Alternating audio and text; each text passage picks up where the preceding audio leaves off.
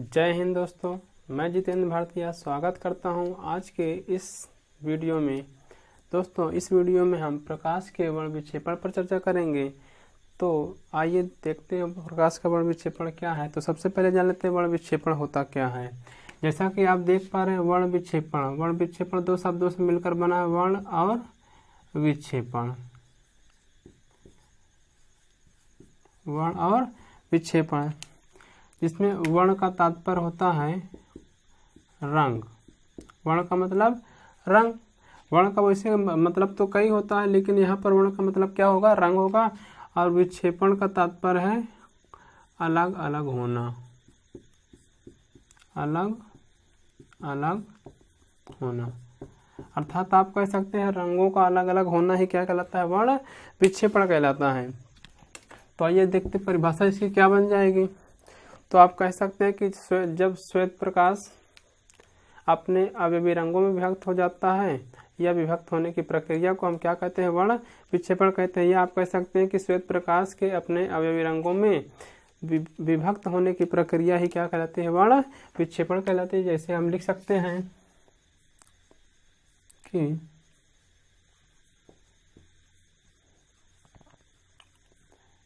श्वेत प्रकाश के अपने अवयवी रंगों श्वेत प्रकाश के अपने अवयवी रंगों में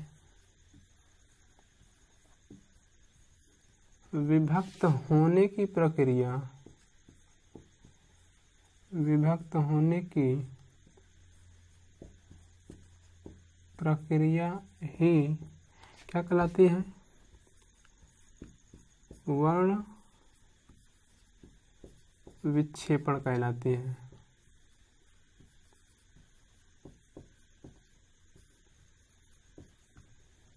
यानी आप कह सकते हैं जब श्वेत प्रकाश के अपने अवयवी रंगों में विभक्त होने की प्रक्रिया ही क्या कहलाती है? वर्ण विक्षेपण। विभक्त होने से तात्पर्य है कि अलग अलग होना। तो आइए इसको समझ लेते हैं एक उदाहरण के माध्यम से, कैसे ये अपने अवयवी रंगों में विभक्त होती है। जैसे मान लीजिए ये एक प्रिज्म है। तो सबसे पहले आप प्रिज्म जान लीजिए, प्रिज्म होता क्या है। तो प्रिज्म आप कह सकते हैं कांच के ठोस पारदर्शी त्रिभुजाकार माध्यम को हम क्या कहेंगे? प्रिज्म कहेंगे। यानी आप कह सकते हैं कांच का ऐसा ठोस पारदर्शी माध्यम जो त्रिभुज के आकार का हो, क्या कहलाएगा? प्रिज्म कहलाएगा। तो आपको समझना कैसे है, जैसे मान लीजिए कि ये श्वेत प्रकाश, ये क्या है? ये श्वेत प्रकाश है। श्वेत प्रकाश। इसके पहले वाले वीडियो में हमने आपको बताया था माध्यम के बारे में। माध्यम हमने बताया था दो प्रकार के होते हैं। कितने? दो। एक तो होता है सघन माध्यम और दूसरा होता है विरल माध्यम। सघन माध्यम से तात्पर्य है कि सघन माध्यम क्या होगा? इसके अणु क्या होंगे? बहुत ही पास पास होंगे, जबकि विरल माध्यम इसके अणु क्या होंगे? दूर दूर होंगे। तो सघन और विरल माध्यम। तो प्रकाश की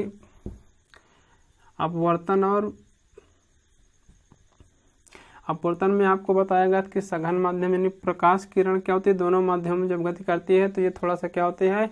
अभिलंब से दूर हटती है, अभिलंब की ओर झुकती है। प्रकाश के अपवर्तन की घटना में आपने देखा होगा, या नहीं देखा तो आप लास्ट वीडियो देख लें जाके। तो जैसे विरल माध्यम क्या होता है? जब प्रकाश किरण विरल माध्यम से सघन माध्यम में प्रवेश करती है। किसमें? विरल माध्यम से सघन माध्यम में प्रवेश करती है तो वो अभिलंब से दूर हटती है।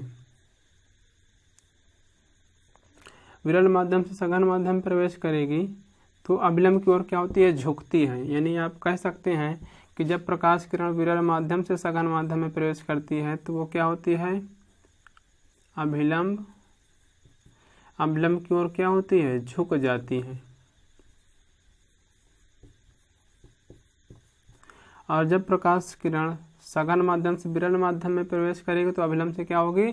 दूर हटती है। तो ये पॉइंट्स आपको याद रखना चाहिए कि जब प्रकाश किरण सघन माध्यम से विरल माध्यम में जाएगी तो अभिलंब से दूर हटेगी और विरल से सघन में आएगी तो अभिलंब की ओर झुक जाएगी। क्योंकि ये आपका कांच का बना हुआ है तो ये कांच का है तो इसको हम कौन सा माध्यम समझेंगे, सघन माध्यम। और बाहर आपका निर्वात अर्थात वायु है, इसको हम क्या कहेंगे, विरल माध्यम। अब श्वेत प्रकाश देखिए विरल माध्यम से किस में जा रही है, सघन माध्यम में जा रही है। तो यहाँ पर हम क्या करेंगे, एक लंब डालेंगे तो अभिलंब डालेंगे। अभिलंब क्या होता है दोस्तों, अभिलंब होता है यानी किसी समतल पृष्ठ पर डाला गया लंब क्या कहलाता है, अभिलंब कहलाता है। किसी भी समतल पृष्ठ पर यदि आप लंब डालेंगे तो वही उसका क्या कहलाएगा, अभिलंब कहलाएगा। तो अगर हम इस AB पृष्ठ को समतल पृष्ठ मान लेते हैं तो यदि हम इस पर अभिलंब डालेंगे, सॉरी लंब डालेंगे इस प्रकार से, ये इसका क्या हो गया, लंब हो गया, जिसको हम n नॉर्मल से डिनोट करते हैं।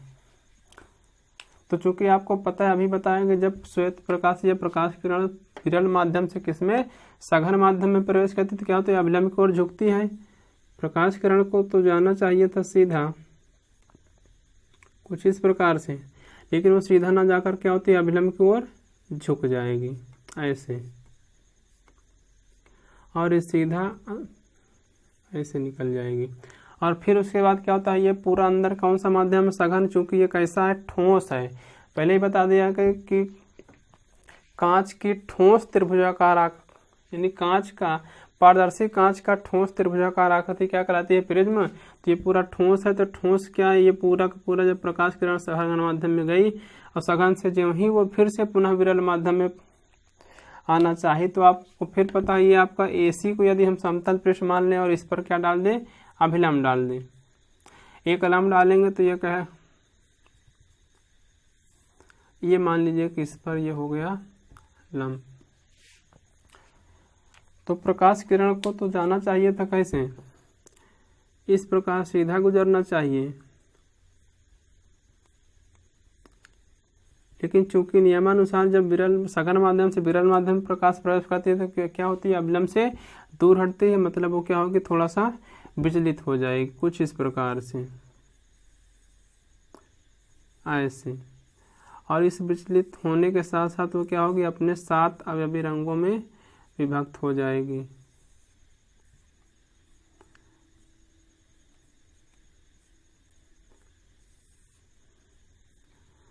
और ये आपके 7 अवयवी रंग कौन कौन से होंगे,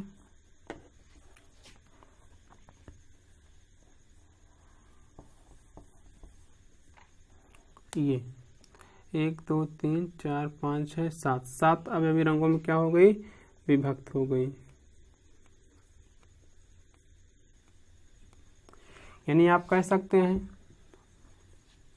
कि जब श्वेत प्रकाश को किसी प्रिज्म से जब श्वेत प्रकाश को किसी पारदर्शी प्रिज्म से, अर्थात प्रिज्म पारदर्शी होता है, जब श्वेत प्रकाश को किसी प्रिज्म से गुजारा जाता है तो वह अपने अवयवी रंगों में क्या होती है, विभक्त हो जाती है। और इसके अवयवी रंगों में विभक्त होने की जो प्रक्रिया होती है इसी को हम कहते हैं प्रकाश का वर्ण विक्षेपण। यानी आपने देखा कि श्वेत प्रकाश के अपने अवयवी रंगों में विभक्त होने की प्रक्रिया क्या कहलाती है, वर्ण विक्षेपण। तो वही चीज यहाँ पर चित्र के माध्यम से आप देख रहे हैं कि जब श्वेत प्रकाश को किसी प्रिज्म से गुजारा जाता है तो वह अपने अवयवी रंगों में क्या होती है, विभक्त हो जाती है। और प्रकाश किसी घटना को हम कहते हैं प्रकाश का वर्ण विक्षेपण। इसके अवयवी रंग कौन कौन से हैं, तो ये होता है VI B G Y O R, यानी कि विबग्योर। क्या होता है, विबग्योर। ये पूरा ये आपके 7 रंग हैं। अब विबग्योर से तात्पर्य है, वी मीन्स होता है violet, VIOLET, violet. I means indigo,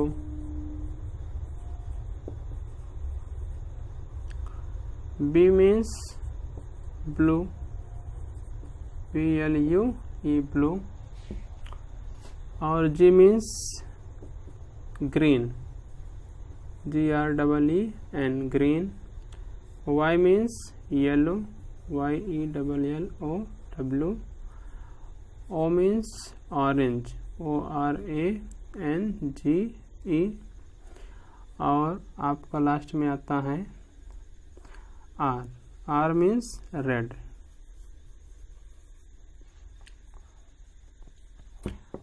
तो वायलेट मीन्स क्या होता है? बैगनी। वायलेट मीन्स बैगनी। इंडिगो मतलब होता है आपका जामुनी।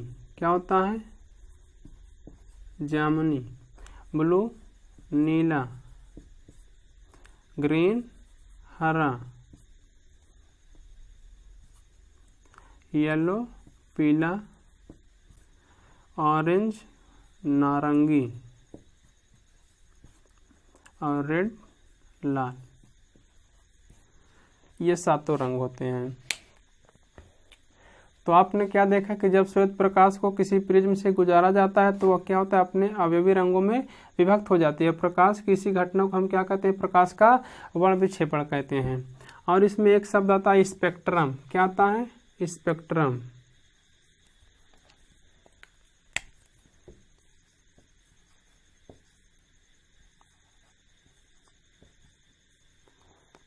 स्पेक्ट्रम यानी कभी कभी एक नंबर में आपसे पूछ लेता है कि स्पेक्ट्रम क्या है, तो आपको पता होना चाहिए स्पेक्ट्रम क्या है। तो प्रकाश के वर्ण विक्षेपण की प्रक्रिया के पश्चात श्वेत प्रकाश के अवयवी रंगों के समूह को हम क्या कहते हैं? स्पेक्ट्रम कहते हैं। यानी आप कह सकते हैं वर्ण विक्षेपण के पश्चात प्राप्त रंगों के समूह को क्या कहेंगे? स्पेक्ट्रम। तो आप लिख सकते हैं वर्ण विक्षेपण के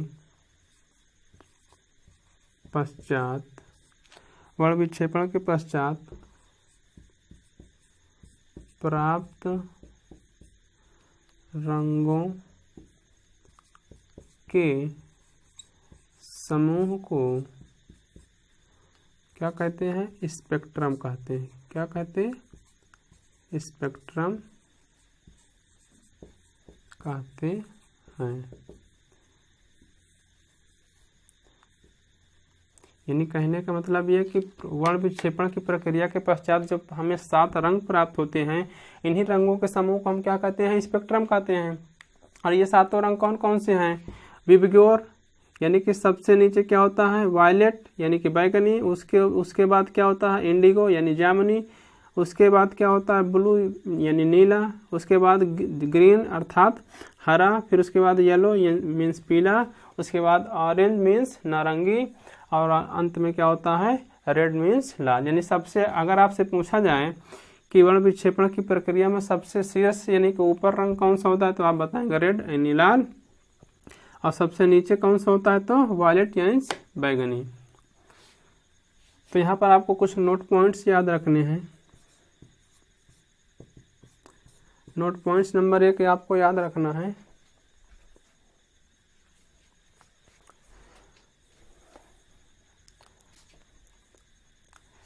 नोट पॉइंट में नंबर 1 आपको याद रखना है कि जो वर्ण विक्षेपण की प्रक्रिया है, यानी कि वर्ण विक्षेपण की खोज जो है सन 1866 में एक वैज्ञानिक हैं आपके सर आइजैक न्यूटन ने की। यानी पहला की पॉइंट क्या याद रखना है आपके? वर्ण विक्षेपण की खोज किसने किया था और कब किया था? तो किसने किया था? सर आइजैक न्यूटन ने किया था। कब किया था? सन 1866 ईस्वी में किया था। दूसरा पॉइंट आपको याद रखना है,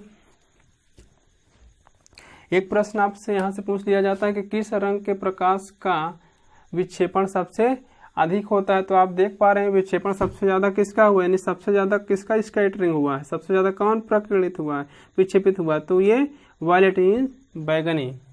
तो आप लिख सकते हैं कि बैगनी रंग का विक्षेपण, बैंगनी रंग का विक्षेपण सबसे अधिक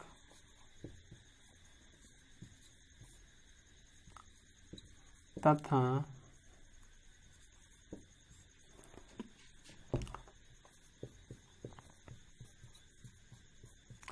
लाल रंग का विक्षेपण सबसे कम,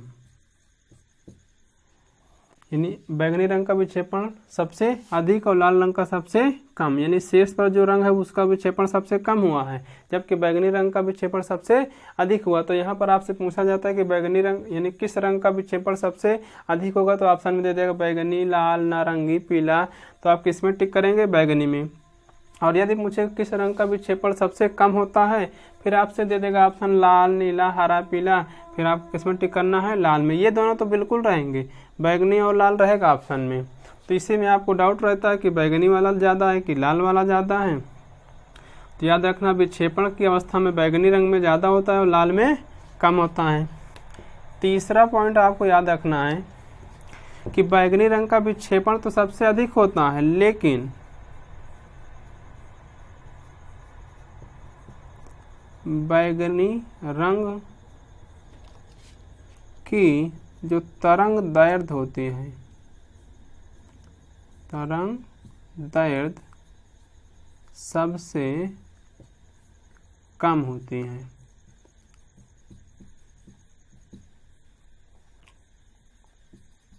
तो बैगनी रंग की तरंग दैर्ध्य सबसे कम, जबकि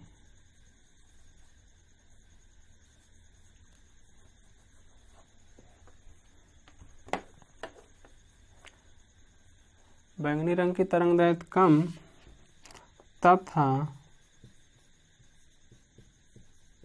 लाल रंग की तरंग दैर्ध्य, लाल रंग की तरंग दैर्ध्य क्या होगी? अधिक होती है। यानी जिस रंग का विक्षेपण सबसे कम होगा उसकी तरंग दैर्ध्य सबसे अधिक होगी। तो इसको आप थोड़ा सा समझ लीजिए। पहले इसका आप स्क्रीनशॉट ले लीजिए, उसके बाद फिर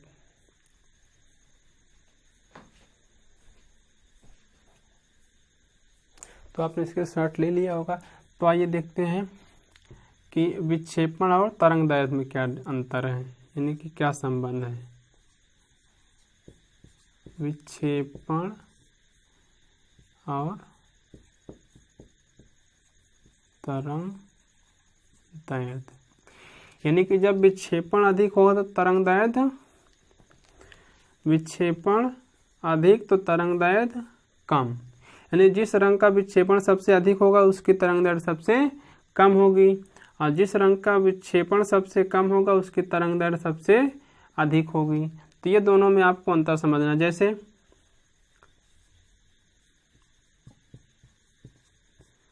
बैगनी रंग का विक्षेपण सबसे अधिक होता है, तो बैगनी रंग की तरंग दैर्ध्य क्या होगी? सबसे कम होगी।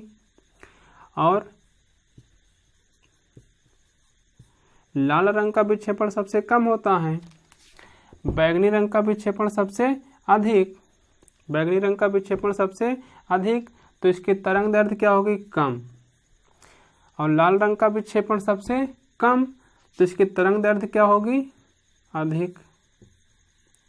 तो ये दोनों आपको याद रखना है, क्योंकि इन्हीं दोनों में क्या होता है? कन्फ्यूजन बनी रहती है। तो आपको करना क्या है? ये याद रखना कि विक्षेपण ज़्यादा, तरंग दैर्ध्य कम, तरंग दैर्ध्य ज़्यादा, विक्षेपण कम। इन्हें दोनों एक दूसरे के विपरीत। यदि विक्षेपण ज़्यादा तो तरंग दैर्ध्य कम, और तरंग दैर्ध्य ज़्यादा तो विक्षेपण कम।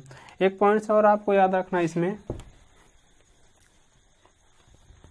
कि जो दृश्य प्रकाश होता है, क्या होता है? नोट पॉइंट में आप उसको भी आप लिख सकते हैं कि दृश्य प्रकाश, यानी कि जो प्रकाश हमें दिखाई देता है, तो जो दृश्य प्रकाश होता है, दृश्य प्रकाश की तरंग दैर्ध्य लगभग कितना होती है, 400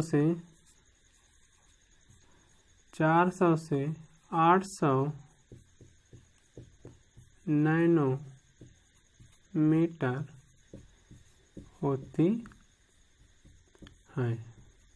तो जो दृश्य प्रकाश यानी जिस प्रकाश को हम देख पाते हैं, जिस रंग के प्रकाश को हम देख पाते हैं या जिन प्रकाश किरणों को हम देख पाते हैं, आप उसमें उनकी तरंगदैर्घ्य कितना होगी, 400 से 800 के बीच नैनोमीटर की होगी। यानी कि 400 से 800 के बीच, यानी 450, 500 यानी 700, 800 के ठीक पहले तक। तो दृश्य प्रकाश की तरंगदैर्घ्य कितनी होती है, 400 से 800 नैनोमीटर होती है। तो आई होप आपको ये वीडियो पसंद आया होगा। यदि वीडियो पसंद आया तो आप इसे लाइक और शेयर जरूर करेंगे और चैनल को सब्सक्राइब करना ना भूलें।